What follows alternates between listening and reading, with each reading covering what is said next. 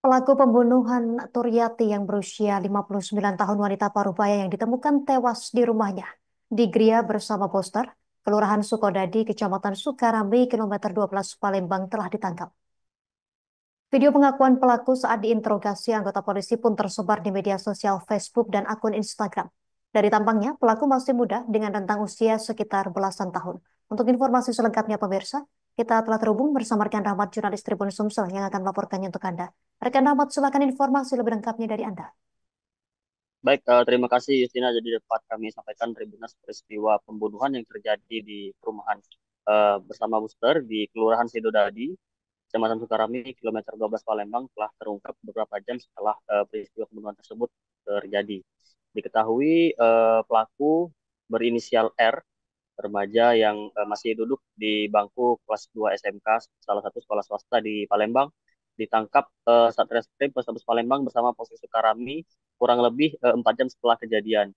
Pelaku R ini melakukan pembunuhan terhadap seorang pemilik warung yang bernama Turyati, berusia 59 tahun pada hari Senin tanggal 5 Mei, sekira pukul waktu memasuki waktu maghrib.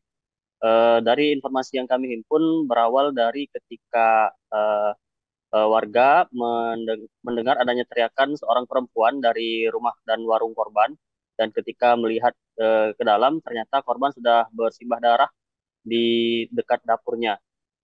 Dan kemudian polisi langsung mendatangi lokasi dan melakukan penyelidikan serta mengecek rekaman CCTV yang ada di sekitar lokasi.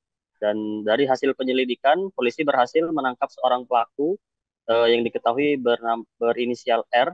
Dan dari pengakuan si R ini, awal mulanya ia hendak mengutang rokok kepada korban.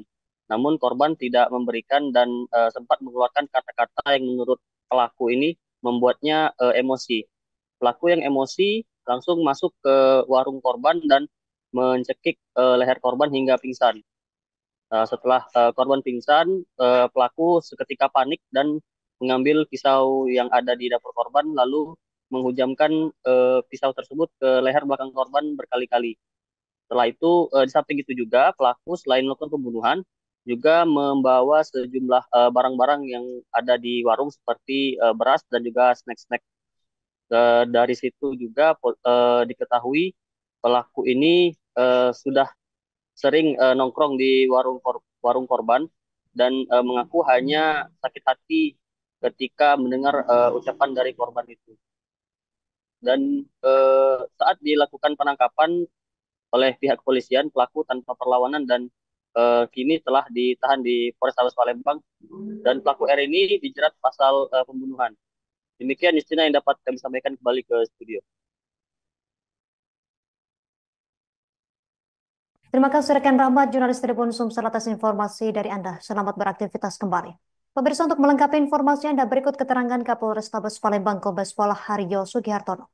Waktu yang ada, korban ingin memasuki dalam rumahnya menuju ke tempat kamar mandi. Tanpa diketahui oleh pihak korban, tersangka mengikuti langkah korban di dalam rumah di kamar mandi tersebut. Dan spontan mendekati kamar mandi, korban dilakukan pemintingan di leher, yang pada akhirnya menyebabkan korban tidak bisa bernafas, tidak berdaya, yang pada akhirnya terkulai. Download Tribun X sekarang, menghadirkan lokal menjadi Indonesia.